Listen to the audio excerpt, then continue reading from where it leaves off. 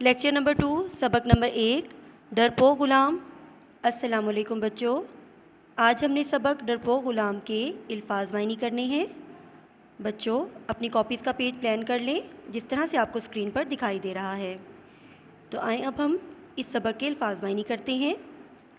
Number 1 ہے دبکا ہوا۔ بچوں دبکا ہوا کا معنی لکھیں ڈرا ہوا۔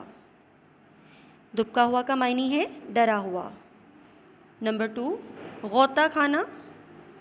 غوطہ کھانا کا معنی ہے ڈبکی لگانا۔ غوطہ کھانا کا معنی ہے ڈبکی لگانا۔ نمبر 3 ہے سبب۔ سبب کا معنی ہے وجہ۔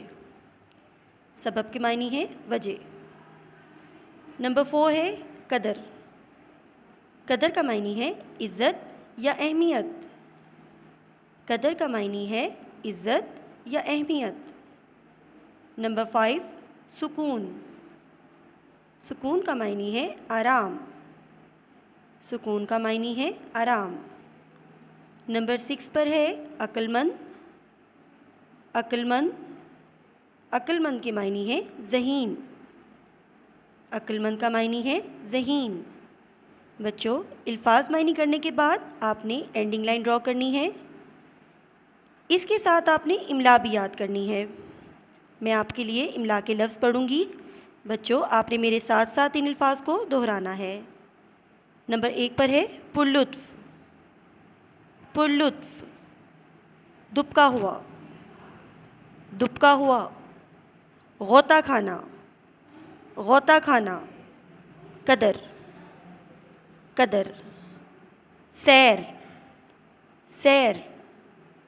کشتی۔ کشتی۔ خوف۔ خوف۔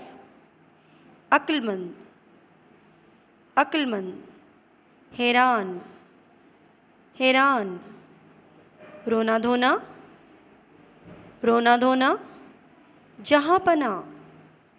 جہاں پناہ۔ سب۔